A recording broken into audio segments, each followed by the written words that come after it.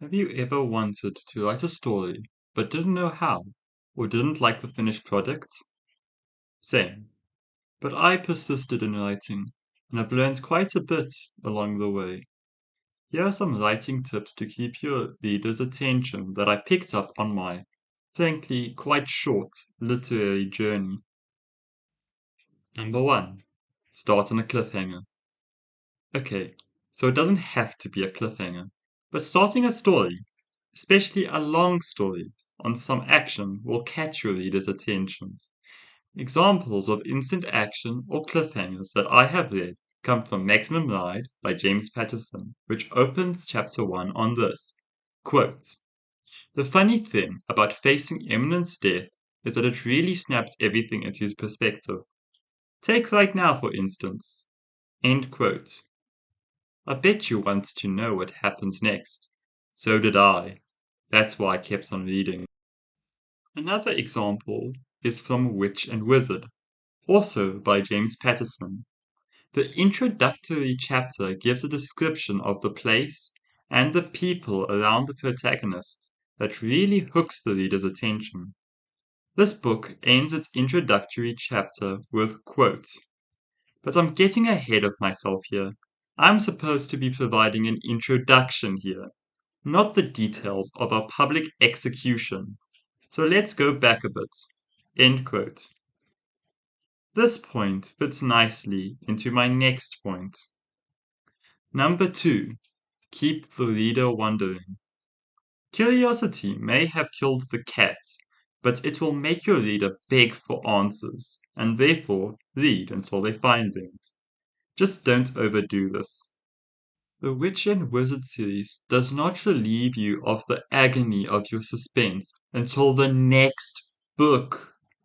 And it even reminds you of the protagonist's predicament at the end of the book. This is obviously overkill, but the method is the same. A better method of building suspense that keeps your reader wondering is something I call chapter swapping. I don't know if it has a proper name, but that's what I call it.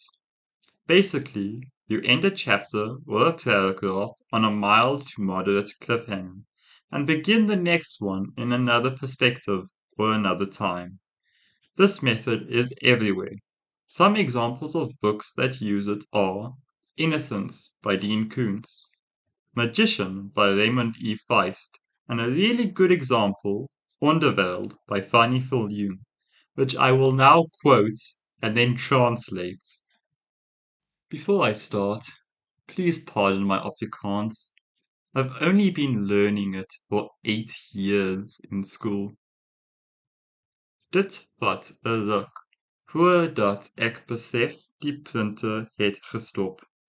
Die papier is klaar.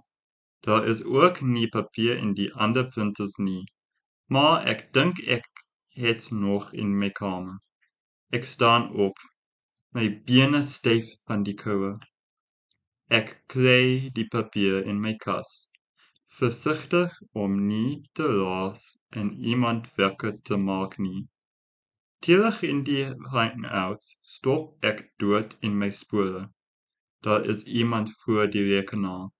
Hy sit met die printouts in sy hande, sy gesig weggedraai van my op, met die lig van die skerm wat sy kaal kop net skrams vang. Doc Pina. For some context, before I give you the translation, this book is about a matric student who finds himself deep in the world of hacking after his new friend teaches him and mysteriously disappears.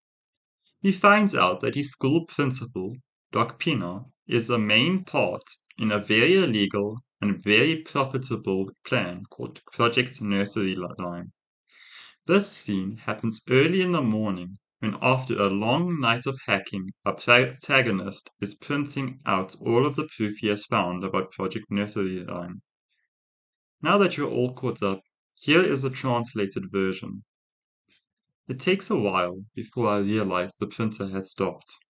The paper is finished. There is no paper in the other printers either, but I think I still have some in my room. I stand up, my legs stiff from the cold. I find the paper in my closet, careful not to make noise and wake someone.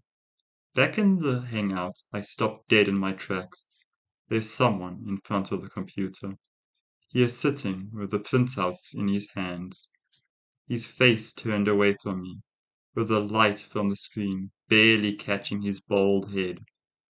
Doc Pinot. And that is how the chapter ends, beginning a new chapter on a log file, which takes place earlier in the year. Now, I am smart enough to know that this is an excellent example of creating suspense. However, I am not smart enough to explain why it's an excellent example. Number 3. Do not drag it out. Many people say that The Lord of the Rings is a literary masterpiece. I disagree. You know that meme of book readers seeing a movie and saying that the book was better? To me, The Lord of the Rings was an exception.